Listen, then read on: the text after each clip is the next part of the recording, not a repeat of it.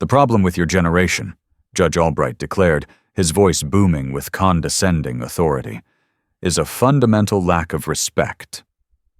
He glared down at 17-year-old Tristan Rowe, who stood tall in an ill-fitting blazer, his hands clasped calmly behind his back. Respect for the law, respect for your elders, respect for the very fabric of the society that gives you the right to stand here and waste this court's time with your misguided defiance. The judge leaned forward, a predator savoring the moment. You think you're a hero? The wood-paneled walls of the Oak Creek Municipal Court seemed to shrink as Judge Marcus Albright continued his tirade. At 62, with a mane of silver hair and a face permanently set in a scowl of stern disapproval, he was the embodiment of entrenched power. His black robes might as well have been a king's ermine for the way he wielded his authority. He saw himself not as a public servant, but as a gatekeeper of order, and in Tristan Rowe, he saw the latest example of the chaos he was meant to suppress. Let's review the facts, shall we? Albright said, picking up a thin file as if it were contaminated. You, Mr. Rowe, are charged with obstruction of justice and resisting arrest. 2 police officers, decorated members of our community, were attempting to question a vagrant causing a public disturbance.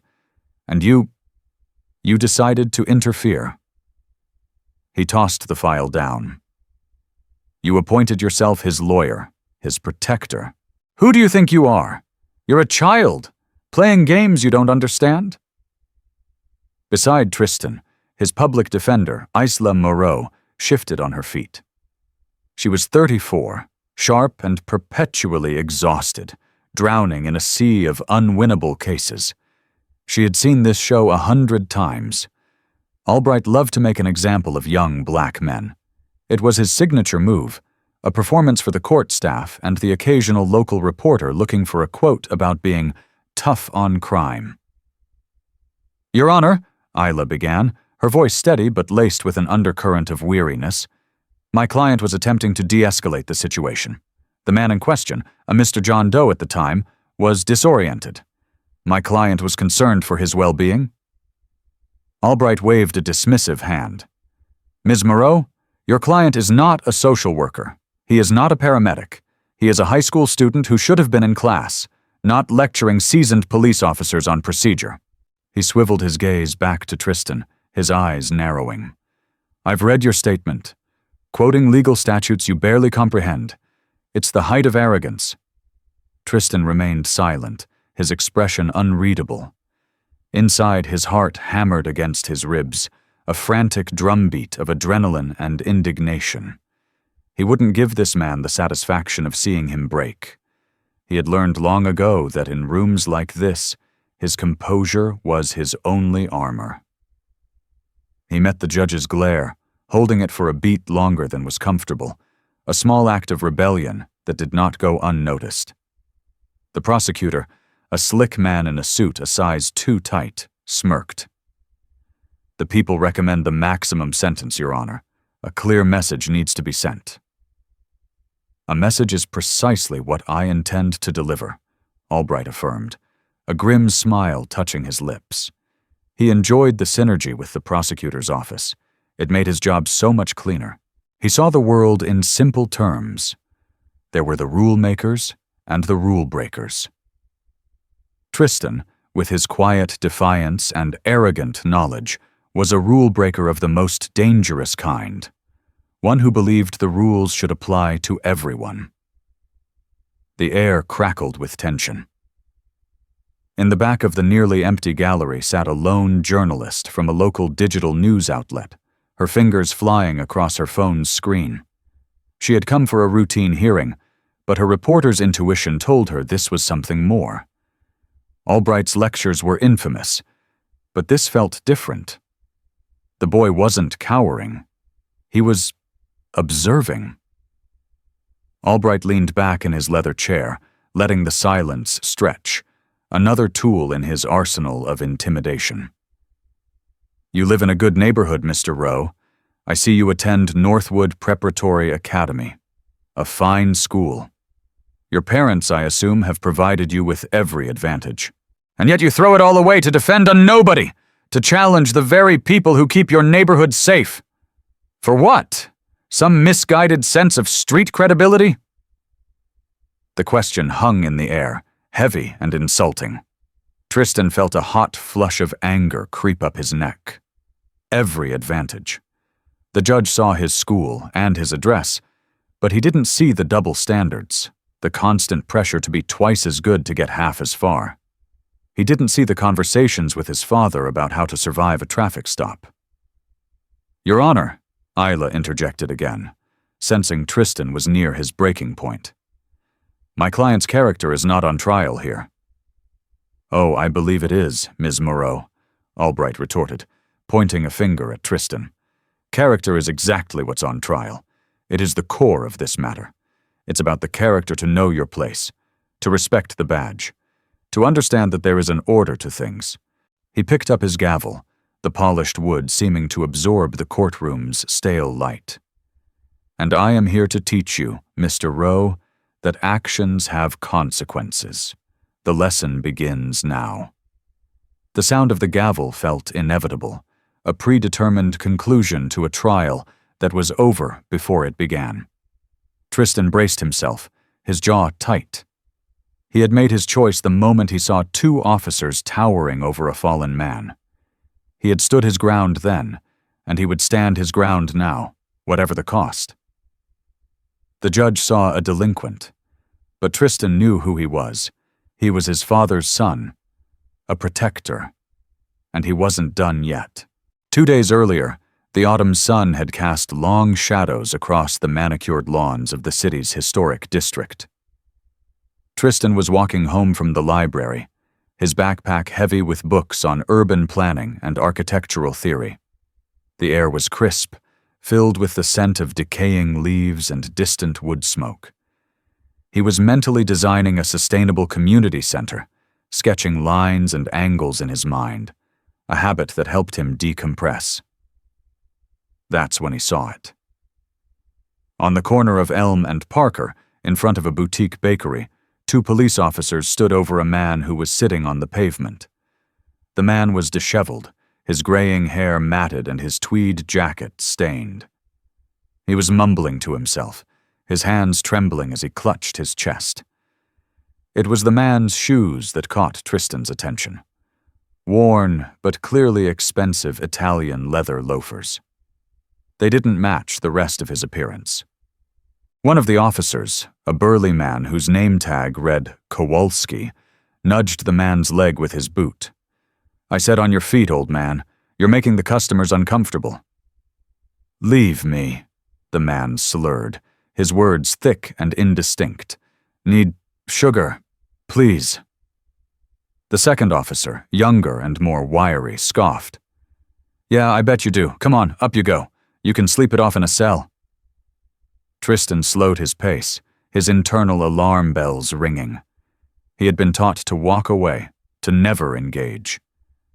But something about the scene felt wrong. The man didn't seem drunk, he seemed ill. His skin had a pale, clammy sheen, and his eyes were unfocused. Tristan had seen his grandmother look like that once during a hypoglycemic episode. He stopped a respectful distance away, pulling out his phone and discreetly starting a video recording, just as his dad had taught him. "Excuse me, officers," he said, his voice calm and even. "Is everything all right?" Kowalski turned, his expression instantly hostile. "This is police business, kid. Move along." "I'm just concerned," Tristan replied, keeping his tone polite. "The man appears to be in medical distress. Have you called for an ambulance?" The younger officer laughed. "He's distressed from a bottle of cheap vodka, that's what. Now beat it before you've got a problem too." Tristan held his ground. He took a step closer, his eyes on the seated man. "Sir, can you tell me your name?" The man looked up, his gaze momentarily clearing. "Sebastian," he whispered, before his eyes rolled back slightly. "He's not coherent," Tristan said, turning back to the officers. "He mentioned needing sugar. He could be a diabetic in shock. Under the Good Samaritan Act, and per your own department's policy on medical assistance, you should be rendering aid, not making an arrest." The two cops exchanged a look of disbelief, then fury.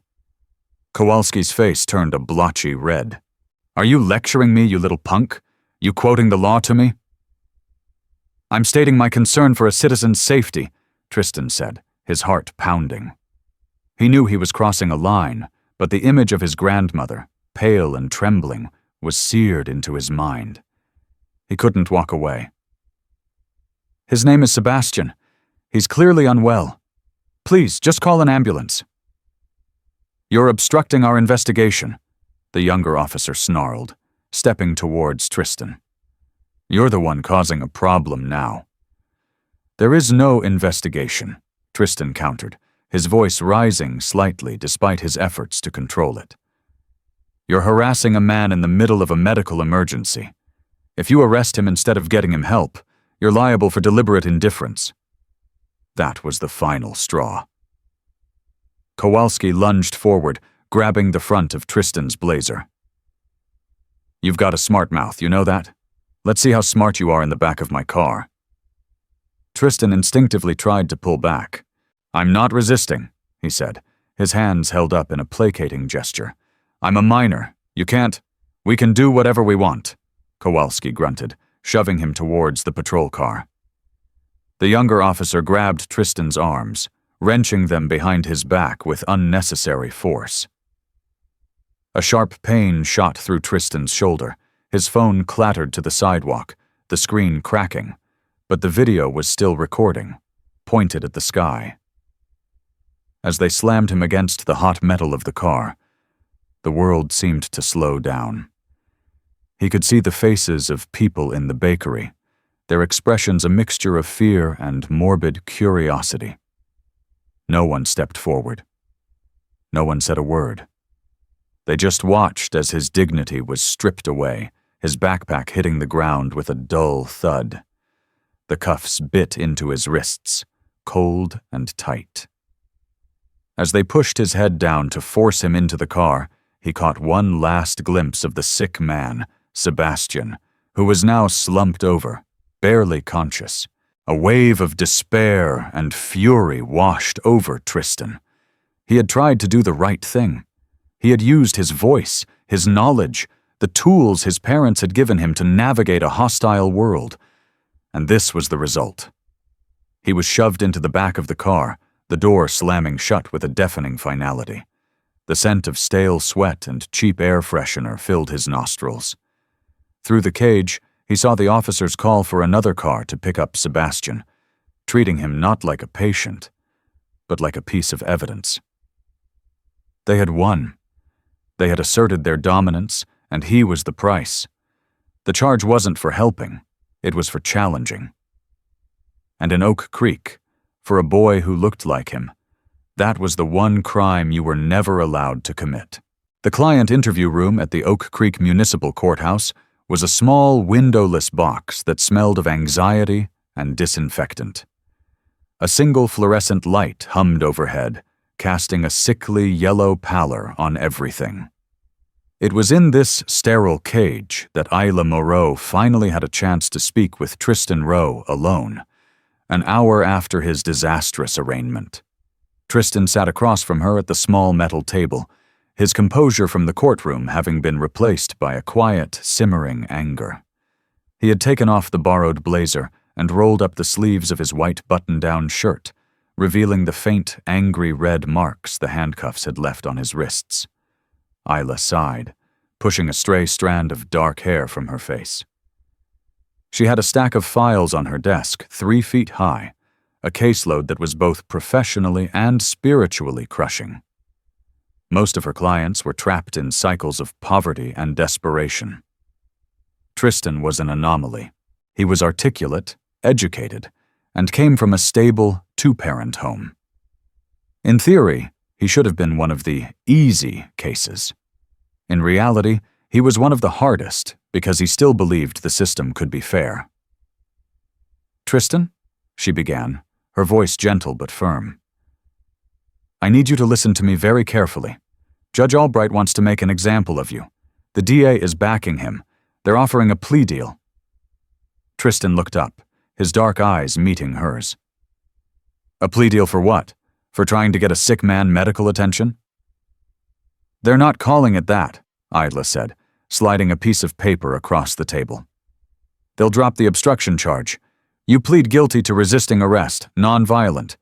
You get 6 months of probation, 100 hours of community service, and this all goes away. It stays on your juvenile record, but it will be sealed when you turn 18. He glanced at the paper without reading it, and pushed it back. "No." The single word hung in the air. Hung in. Isla had expected some resistance, but the finality in his tone surprised her. "Tristan, this is not the time for pride. This is about strategy. It's about minimizing the damage so you can get on with your life. You have a bright future. Northwood Prep, architecture school, all of it. A conviction at trial could jeopardize everything."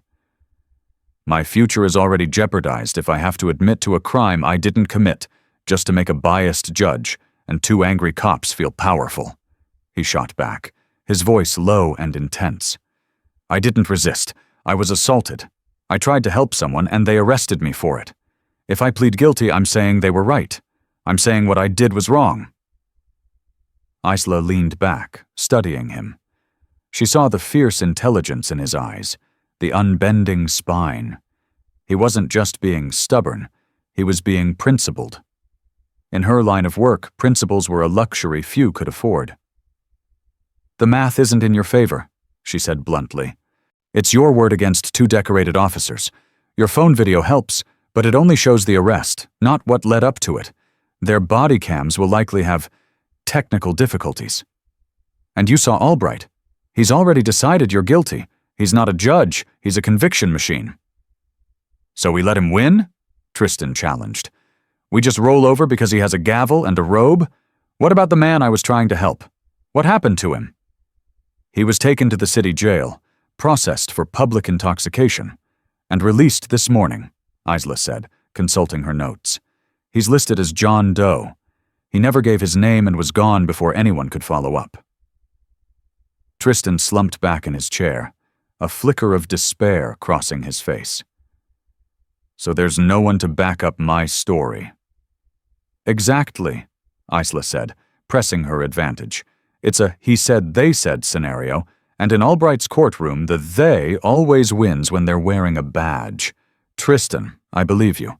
I look at you, and I don't see a criminal. I see a good kid who got caught in the gears of a broken machine. My job is to get you out of those gears with as few missing limbs as possible. The plea is the safest way out." He was silent for a long time, tracing a scratch on the table with his finger. He thought about his father, a man who had worked his entire life to build a world for his son that was better than the one he had known. He had taught Tristan to be proud, to be smart, and to stand up for those who couldn't stand for themselves. What would he think if his son backed down now? "Did you go to law school to negotiate plea deals for innocent people, Ms. Moreau?" Tristan asked, his question devoid of sarcasm. It was a genuine inquiry. The question hit Isla harder than she expected. She remembered the fire she had felt as a law student, the righteous anger at injustice, the desire to fight for the underdog. Years of overwhelming caseloads and cynical judges had banked those flames to embers. She spent her days managing losses, not fighting for wins. "I went to law school to help people," she said quietly. "And right now, the best way I can help you is to keep you out of juvenile detention." "The best way you can help me is to fight for me," Tristan insisted. He leaned forward, his eyes locking onto hers again, pleading. "You're the only one who can. I know the risks. But if we don't fight back, they just keep doing it to the next person, and the next. There has to be a line. This is my line." Isla looked at the determined 17-year-old in front of her and felt a stirring of the idealism she thought had died long ago. He was terrified, but he was willing to risk his future for a principle. How could she not honor that? She had become so accustomed to the weight of the system that she had forgotten her job was to push back against it, not just cushion the fall. She picked up the plea agreement and, with a slow, deliberate motion, tore it in half. A look of profound relief washed over Tristan's face. "All right, Tristan Rowe," Isla said, a small, weary smile on her face. "No deal. We fight. But I want you to understand what you're asking. We're going to war with Judge Albright. It's going to be ugly, and we're probably going to lose." "I know," Tristan said, his voice unwavering. "But we're going to lose on our feet, not on our knees." For the first time that day, Isla Moreau felt a flicker of something she hadn't felt in a very long time. Hope. It was a dangerous, fragile thing, but it was there. She had her client's instructions.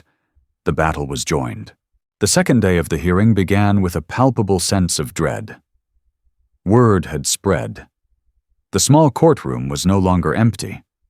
The back rows were now filled with a mix of local activists, concerned parents from Tristan's school, and a handful of additional journalists who had been drawn in by the previous day's events. The live tweets from the digital news reporter, Maya Singh, had gained traction overnight. Using the hashtag #CheaterJusticeForTristan, she had painted a vivid picture of Judge Albright's biased diatribe and Tristan's quiet dignity. The story was starting to brew. Tristan stood beside Isla, feeling the weight of the new eyes on him. He saw his parents in the second row.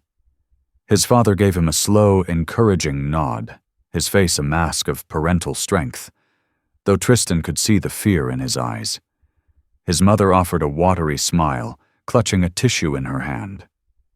Their presence was both a comfort and a burden.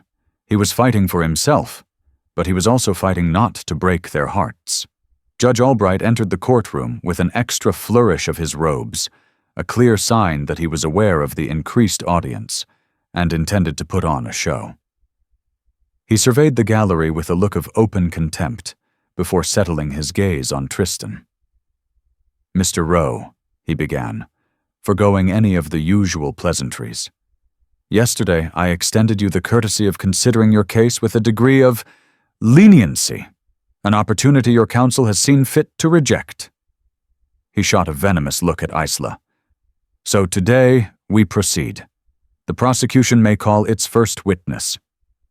The first witness was Officer Kowalski. He strode to the stand with an air of unshakable confidence, his uniform immaculate, his posture ramrod straight. He recounted the events of the arrest, his testimony a masterclass in carefully constructed narrative. In his version, the man on the street, the transient, was belligerent and aggressive. Tristan, he claimed, had approached them screaming, cursing, and inciting the man further. "The defendant was completely out of control," Kowalski said, his voice resonating with false sincerity. "He got right in my face, threatening me, telling me he owned the streets. We were concerned for our safety. When I attempted to detain him, he flailed his arms and tried to strike my partner. He was violent, aggressive, and completely disrespectful of the law." Isla's pen scratched furiously on her legal pad. Every word was a lie, a distortion designed to paint Tristan as a thug. She knew this was coming, but hearing it spoken under oath in front of a packed room made her blood boil. When it was her turn to cross-examine, she approached the stand calmly. "Officer Kowalski," she began, "you have been on the force for 15 years, is that correct?" "Yes, ma'am. And in those 15 years you've received 4 citations for excessive force, have you not?" The prosecutor shot to his feet. "Objection. Relevance?" "It speaks directly to the officer's character and pattern of behavior, Your Honor," Isla countered, "which you yourself deemed relevant yesterday." Albright's jaw tightened. He was caught in his own trap. "I'll allow it," he grumbled, "but be brief, Ms. Moreau." Kowalski's confident facade cracked slightly. "Those were complicated situations. I was cleared in every case." Cleared by internal reviews conducted by your own department, Isla clarified. Now, you testified that my client was screaming and threatening you. Is that correct? Yes. That's strange, Isla said, walking back to her table, because the video my client took tells a very different story. She held up Tristan's phone, which had been entered into evidence. Your Honor, I would like to play the audio from the defendant's cell phone, recorded at the time of the arrest. The prosecutor objected again, but Albright, intrigued, and perhaps wanting to appear impartial for the crowd, allowed it. Isla connected the phone to the court's speaker system. The crackling audio filled the room. Tristan's voice was audible, clear, calm, and astonishingly polite. Excuse me, officers. Is everything all right? The man appears to be in medical distress. Have you called for an ambulance? He could be a diabetic in shock. Then came Kowalski's voice, rough and aggressive. Are you lecturing me, you little punk? The contrast was stark. The courtroom was silent, the tension thick enough to cut with a knife. Maya Singh's fingers were a blur on her phone. She live-streamed the audio, and the hashtag #ContoBout Justice for Tristan exploded. Within minutes, it was trending regionally. Kowalski shifted on the stand, his face flushed. The video doesn't show him getting in my face. It doesn't capture his aggressive posture. So he was calmly threatening you, politely inciting a riot? Isla asked, her voice dripping with sarcasm. Objection, the prosecutor yelled. Sustained, Albright snapped, glaring at Isla. That's enough, counselor. Do you have any other questions for this officer? Isla knew she had scored a point, but she also knew it wouldn't be enough. She had planted a seed of doubt, but Albright was the one who controlled the soil. Nothing further, Your Honor. The rest of the day was a slow-motion demolition. The second officer corroborated Kowalski's story. The prosecutor entered Tristan's school disciplinary record into evidence, a single detention for being late to class 2 years ago, and spun it as a pattern of disrespect for rules. Albright orchestrated the entire affair, sustaining every one of the prosecutor's objections while overruling nearly all of Isla's. It was a kangaroo court, a piece of judicial theater with a foregone conclusion. The storm was raging on social media, but inside courtroom 3B, Albright was the only weather that mattered. As the day drew to a close, Albright looked down at Tristan, his expression harder than ever. This court is not swayed by social media chatter or public opinion, Mr. Rowe. It is swayed by facts and respect for the law. He banged his gavel. We will reconvene tomorrow morning at 9 a.m., at which time I will hear final arguments and render my verdict and sentence. Walking out of the courtroom, Tristan was swarmed. Reporters shouted questions. His parents hugged him tightly. He felt dizzy, the events of the day blurring together. He had been vindicated by his own recording, yet he was closer than ever to being convicted. The system wasn't just broken, it was actively working against him. As Isla guided him through the chaotic hallway, he steeled himself for the final act. Tomorrow the judge would have his say. But Tristan knew, with a certainty that chilled him to the bone, that the fight was far from over. The final morning of the hearing felt like the air before a lightning strike, charged, heavy, and expectant. The courtroom was packed to capacity, with an overflow crowd gathered in the hallway, their phones held aloft. Justice for Tristan was now a national trend, with cable news trucks parked outside the courthouse. Judge Albright's courtroom had become the epicenter of a story that was no longer just about one teenager, but about the very nature of justice in America. Isla and Tristan sat at the defense table, a small island in a sea of hostility. Isla had been up all night, poring over case law, searching for a last-minute miracle, a silver bullet she knew didn't exist. She had found nothing. Their only hope was that the immense public pressure might force Albright to be lenient. But looking at the judge's face as he took the bench, she knew that was a fool's hope. He looked more entrenched, more defiant than ever. He was going to use this platform to fight back against the mob. Final arguments were brief and brutal.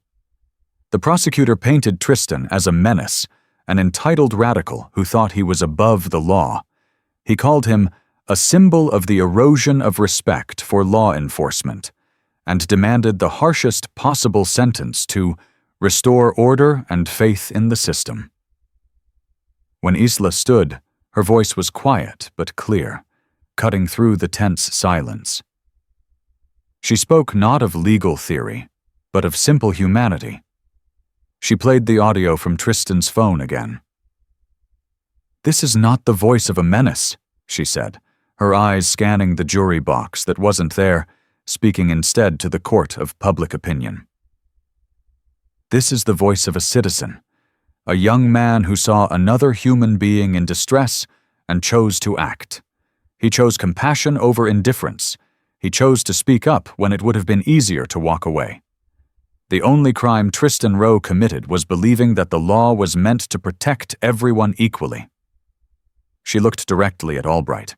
To punish him for that belief would be the true crime here today. She sat down. The courtroom was utterly still. Judge Albright let the silence hang for a dramatic moment. He slowly put on a pair of reading glasses, picked up a document, and began to speak. "I have listened to the arguments," he began, his voice a low rumble of authority. "I have reviewed the evidence, and I have reached my verdict." He paused, letting the suspense build. "On the charge of obstruction of justice, I find the defendant, Tristan Rowe, guilty." A collective gasp went through the gallery. Tristan's mother let out a small, strangled sob. "On the charge of resisting arrest," Albright continued, his voice like stone, "I find the defendant guilty." Tristan felt the floor drop out from under him. He had known it was coming, but the finality of the word guilty was like a physical blow. Beside him, Isla put a steadying hand on his arm, but it was trembling. "This court is a place of laws, not feelings," Albright sermonized, his gaze sweeping over the horrified faces in the crowd. "And the law is clear. The defendant's actions, regardless of his supposed intent, were a direct challenge to lawful authority. It is this court's duty to answer that challenge." He took off his glasses. This was the moment he had been waiting for. The sentencing, his ultimate act of power. "Therefore, it is the sentence of this court that Tristan Rowe be remanded to the custody of the Oak Creek Juvenile Detention Center for a period of no less than 6 months." The room erupted. Shouts of "No" and "Shame" rained down from the gallery. Tristan's father stood up, his face a thundercloud of rage, before his wife pulled him back down. This was it. The point of no return. Isla felt a cold dread wash over her. She had failed. The system had won. But as the bailiffs began to move toward Tristan, a desperate, last-ditch idea sparked in her mind. It was a wild, improbable long shot, born of a single nagging detail she had uncovered in her sleepless night of research. It was a gamble that could get her disbarred. But she looked at Tristan's face, not defeated, but resolved, and knew she had to play it. She shot to her feet. "Your Honor, please!" Albright glared at her. "The court has ruled, Ms. Moreau. It is over." "No, Your Honor, it isn't," she said, her voice shaking but gaining strength. "With all due respect, I believe there are significant mitigating circumstances the court has not been made aware of. Information that came to my attention only last night." The judge was livid. "This is highly irregular. Any new information should have been presented earlier." "It wasn't relevant to the verdict, but it is profoundly relevant to the sentencing," Isla insisted, her heart hammering against her ribs. She was improvising, walking a tightrope without a net. "It concerns the identity of the man my client was defending, the man listed as John Doe." Albright scoffed, an ugly, dismissive sound. "And who is this John Doe? Another pillar of the community, I suppose? Isla took a deep, steadying breath. This was it. The whole case, Tristan's entire future, came down to this single moment. "We have identified him, Your Honor," she said, her voice ringing with newfound clarity and conviction. She paused, making sure she had the attention of every single person in the room. "His name is Sebastian Ford." The name meant nothing to Albright. He rolled his eyes in annoyance. "And what is a Mr. Sebastian Ford to this court?" Isla locked eyes with the judge, the man who held all the power and prepared to detonate her bomb. "He's the founder and majority owner of Ford Industries, one of the largest private employers in this state," she said, letting the first part of the revelation land. Then she delivered the killing blow. "He is also, Your Honor, your wife's brother. He's your brother-in-law." If a sound could be made of its own absence, that was the noise that filled courtroom 3B. The eruption of outrage from the gallery was snuffed out, as if by a sudden vacuum. The bailiffs froze mid-step. The prosecutors, who had been smirking in triumph, now stared, their mouths slightly agape. Maya Singh, the reporter, looked up from her phone, her eyes wide with disbelief, realizing the story had just escalated from a local injustice to a national scandal. But every eye in the room was fixed on one man. Judge Marcus Albright's face, which seconds before had been a mask of smug judicial power, seemed to crumble in slow motion. The color drained from his cheeks, leaving behind a sickly gray pallor. His jaw went slack. His eyes, which had held so much condescending fury, were now wide with a dawning, unadulterated panic. He looked from Isla's unflinching face to Tristan's calm, steady gaze, and then back again, as if searching for a sign that this was some kind of elaborate, insane joke. His mind scrambled to process the information. Sebastian, his wife's eccentric, estranged brother, the reclusive tech billionaire who rarely made public appearances. The man Albright hadn't seen in 5 years, but whose immense wealth and influence were a constant, unspoken presence in their family. The man he had just referred to as a transient and a nobody. The judge opened his mouth to speak, but no words came out. A small, dry croak was the only sound he could manage. He looked at the gavel on his bench, the symbol of his authority, but it now seemed like a foreign object, a prop from a play in which he had forgotten all his lines. The power in the room had not just shifted, it had undergone a tectonic reversal. It had flowed from the bench to the defense table, and the current was so strong it left him gasping for air. Your Honor," the prosecutor stammered, looking to Albright for guidance, but the judge seemed to have been struck deaf and dumb. Isla stood her ground, letting the silence do her work for her. She had spent the darkest hours of the previous night digging into the John Doe. The expensive shoes Tristan had noticed were the key. She had cross-referenced missing persons reports for men matching the description and wearing high-end footwear. It led her to a low-priority BOLO alert filed by the personal security team of Sebastian Ford, who had a history of disappearing for a day or two when his blood sugar crashed, often becoming disoriented and refusing help from strangers. The final piece of the puzzle, his relationship to Albright, had come from a deep dive into the judge's own financial disclosures. It was a Hail Mary pass, and she had just thrown it for a touchdown. Tristan watched the judge unravel. He felt no triumph, no glee. Only a profound, hollow sadness. It shouldn't have taken this. His innocence shouldn't have been contingent on the identity of the man he helped. Justice was supposed to be blind, but he had just proven it was anything but. It had perfect vision for power, wealth, and connections. He was the same person he was 5 minutes ago. He had committed the same act of compassion. The only thing that had changed was the name of the victim, and that had changed everything. Albright finally found his voice, a weak, reedy whisper that was a pathetic imitation of his earlier boom. This is a ridiculous accusation, Ms. Moreau. An unsubstantiated, desperate— Is it, Your Honor? Isla interrupted, her voice cutting like glass. I have Mr. Ford's chief of staff on the phone, ready to confirm his identity and his medical condition. He has been trying to ascertain Mr. Ford's whereabouts for 2 days. He is also prepared to testify that Mr. Ford suffers from a severe diabetic condition that can present as intoxication when his blood sugar is dangerously low.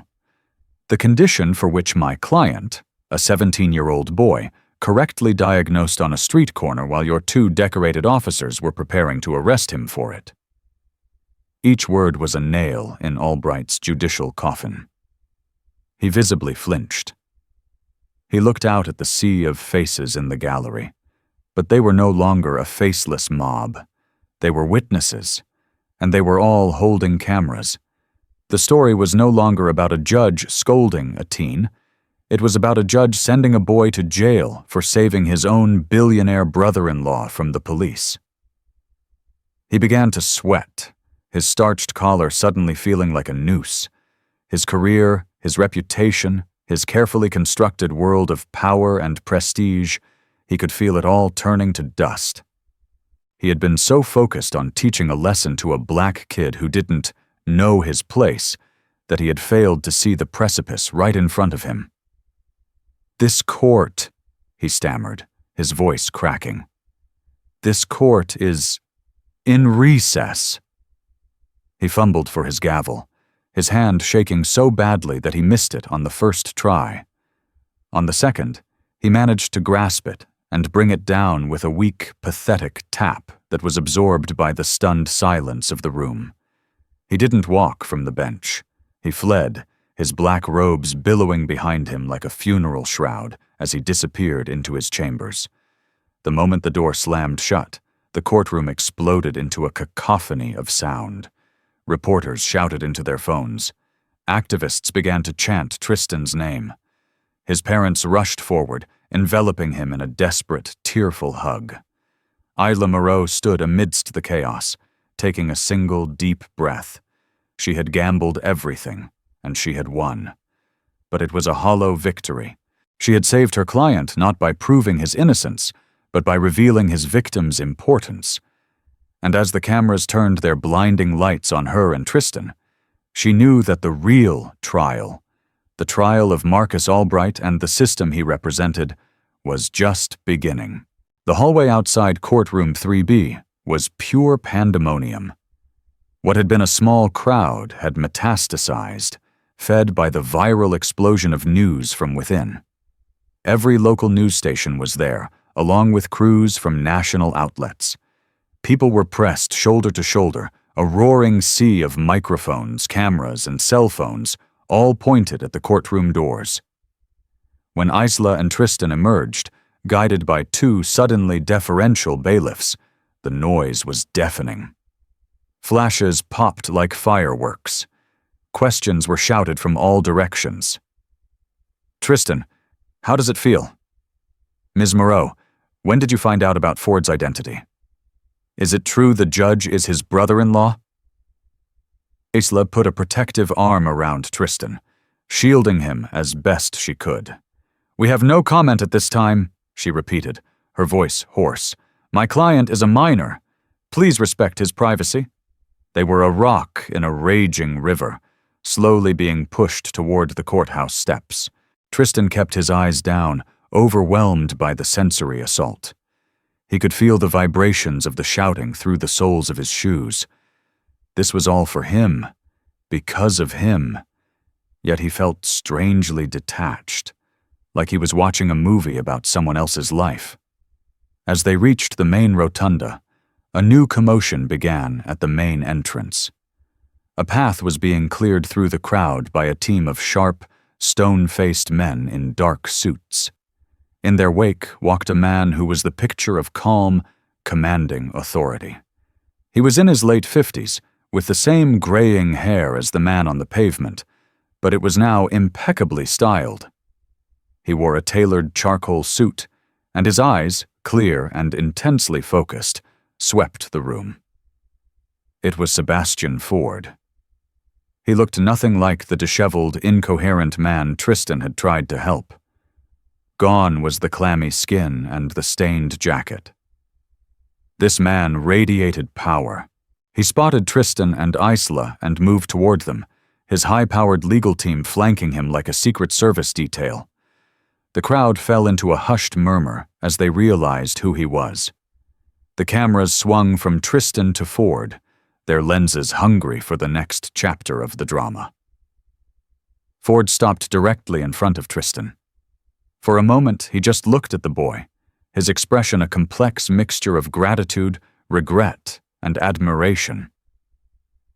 "Tristan Rowe," he said, his voice rich and resonant. "I believe I owe you my life." Tristan was speechless. He could only nod. Ford extended a hand. "Sebastian Ford, we didn't get a chance for proper introductions the other day." Tristan shook his hand, the grip firm and warm. "I'm glad to see you're okay, sir." "I'm okay because of you," Ford said, his gaze unwavering. "And I am so profoundly sorry for what you have been put through on my account."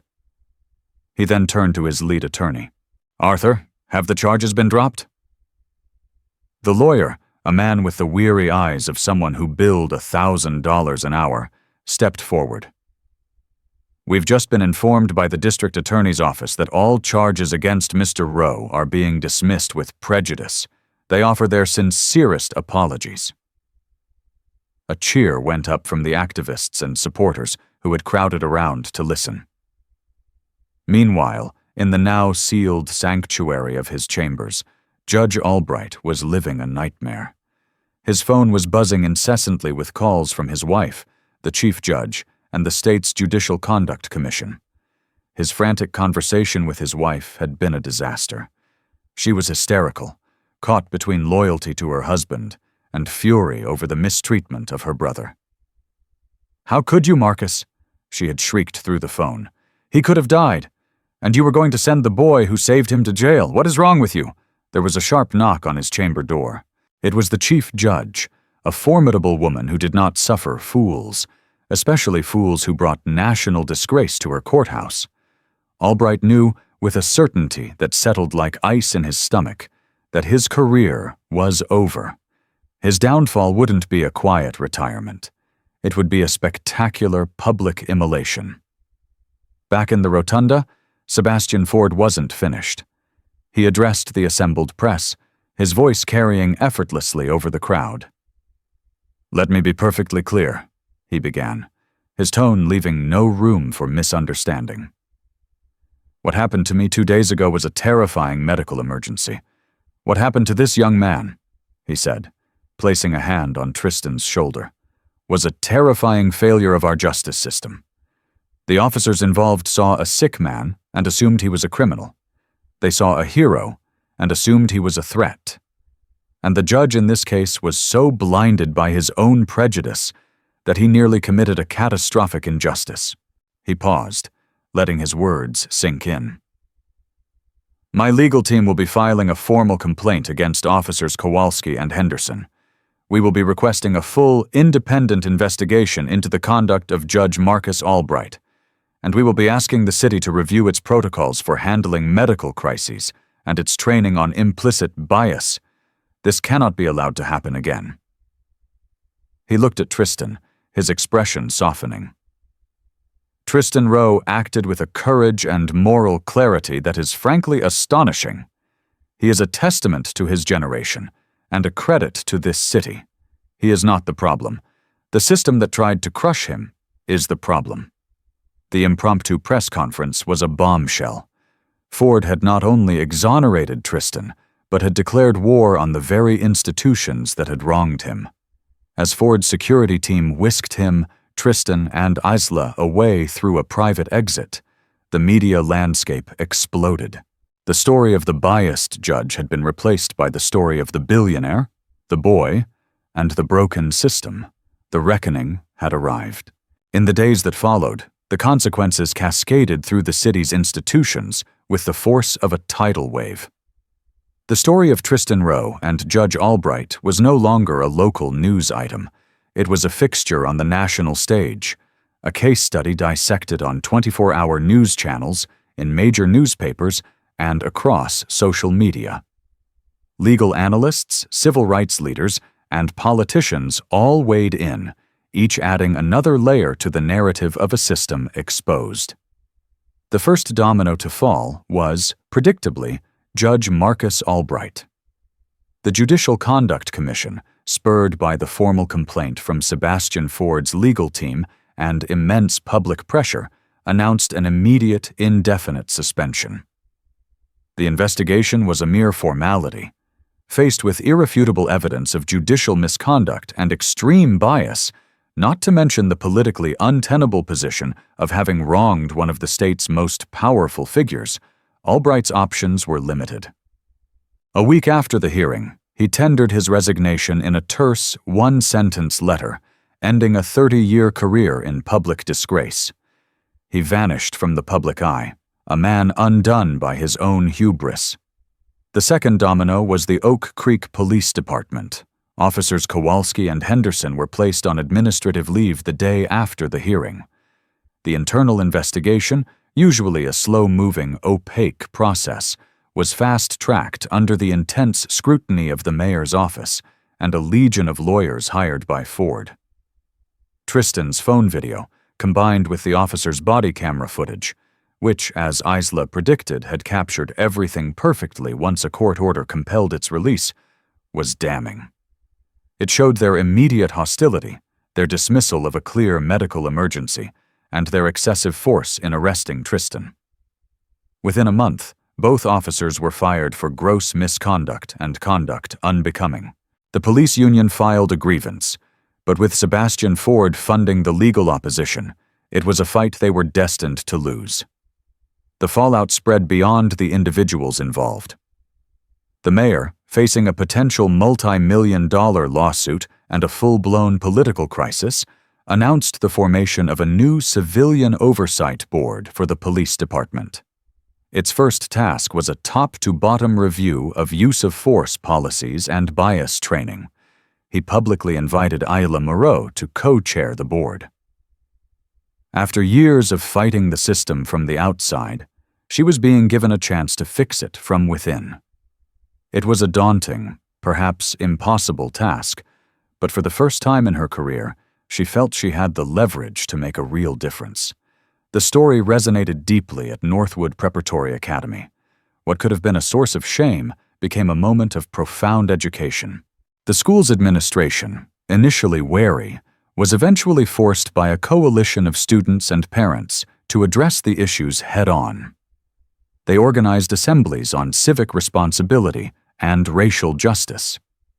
Tristan's actions became a catalyst for conversations that had been simmering just below the surface for years.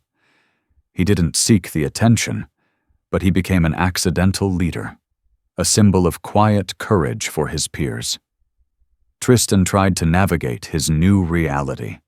He was no longer just a high school student. He was a public figure. He received letters and emails from across the country. Some were from people sharing their own stories of injustice, thanking him for his courage. Others were filled with racist vitriol. He learned to filter out the noise, focusing on his family, his studies, and his passion for architecture. His relationship with Sebastian Ford grew. The billionaire was endlessly grateful, but he was also genuinely impressed by Tristan. They met for lunch weekly, Ford acting as an unlikely mentor. He saw in Tristan not just the boy who saved his life, but a young man with a brilliant mind and an unshakable moral compass. One afternoon, Ford slid a thick envelope across the table to Tristan. "I've spoken to the deans at MIT, Columbia, and Berkeley," he said casually. "They're all quite interested in meeting the young man who can diagnose a medical condition, de-escalate a confrontation with police, and redesign our justice system all in the same week. That envelope contains a full 4-year scholarship to the architecture program of your choice. No strings attached." Tristan was stunned into silence. He opened the envelope and saw the official letterhead. It was real. A path that he had been working tirelessly towards, a future he had worried might have been destroyed, was now laid out before him, wider and brighter than he had ever imagined. I don't know what to say, Mr. Ford, Tristan stammered. Say you'll accept, Sebastian replied with a smile. And then when you graduate, come and work for me. I have a foundation that builds community projects. I think you could do a lot of good. You've already started. The dominoes had fallen, knocking down careers and forcing a reckoning. But in their place, something new was being built. Doors were opening, conversations were starting. And for Tristan Rowe, a future he had fought for was just beginning. The consequences had been swift and severe, but the ripples of change were just starting to spread. 6 months later, the city of Oak Creek was still changing. The story of Tristan Rowe had become a local legend, a cautionary tale whispered in police precincts and judicial chambers. The Civilian Oversight Board, co-chaired by a newly energized Isla Moreau, was a formidable force.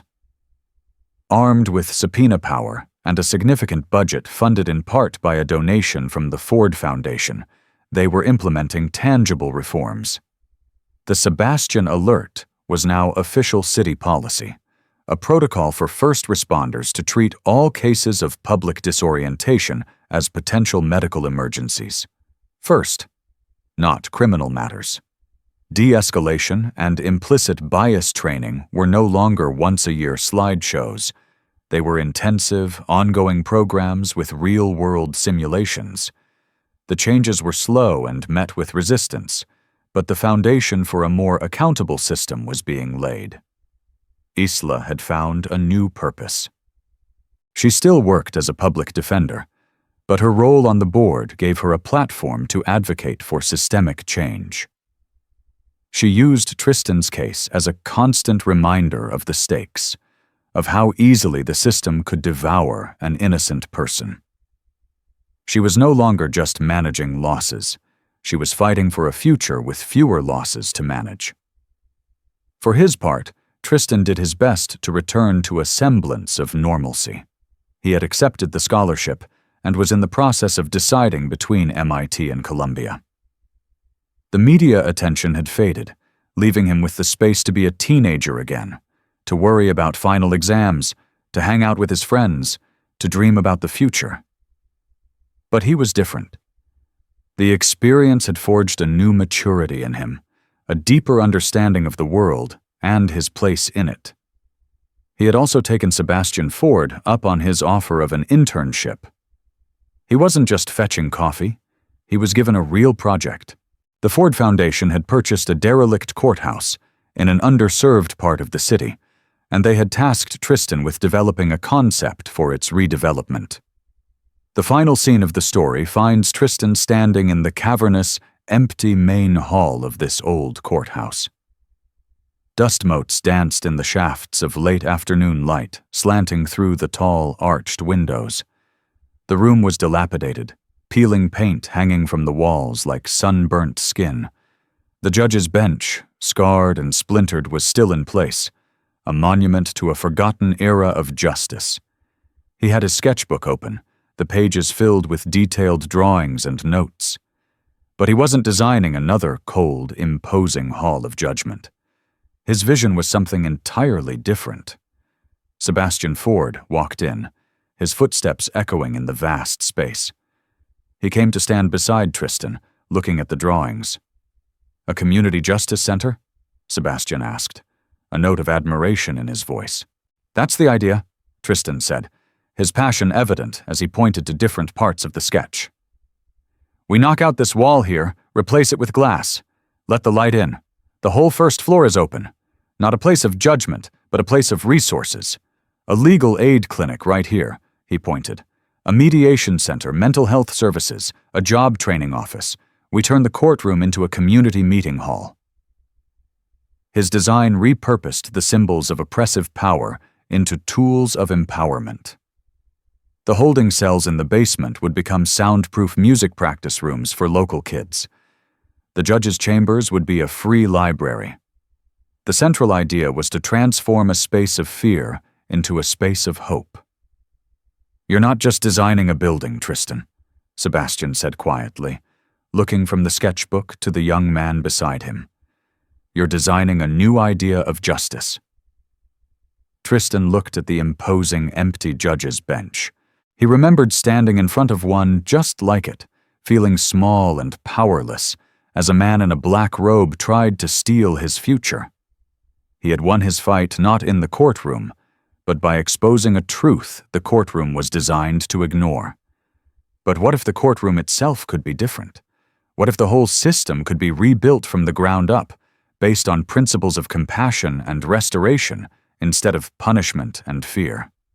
"Someone has to draw the blueprint," Tristan said, a confident, determined smile on his face.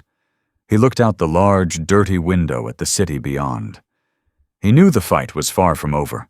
There would always be other judges like Albright, other cops like Kowalski. But he also knew that change was possible. It started with one person choosing to speak up, with one act of courage that could inspire countless others. It started with refusing to accept the world as it is and daring to imagine it as it should be. And as the sun set, casting a warm, golden light over his drawings, Tristan Rowe, the boy who had been judged, was now redesigning justice for everyone. He picked up his pencil and began to sketch, laying the foundation for a better world, one line at a time. Tristan's story is a powerful reminder that one person's courage can expose the deepest flaws in our systems. From a terrifying street encounter to a courtroom drama that gripped the nation, he stood firm, not only clearing his name, but sparking real, systemic change in his community. His journey and the downfall of those who wronged him proves that accountability is possible, and that no one is above the law they swear to uphold. If this story moved you, please like and share it to spread the message. Subscribe for more dramas that explore the fight for justice and the incredible power of individuals to reshape our world. Your voice matters. Let's keep the conversation going.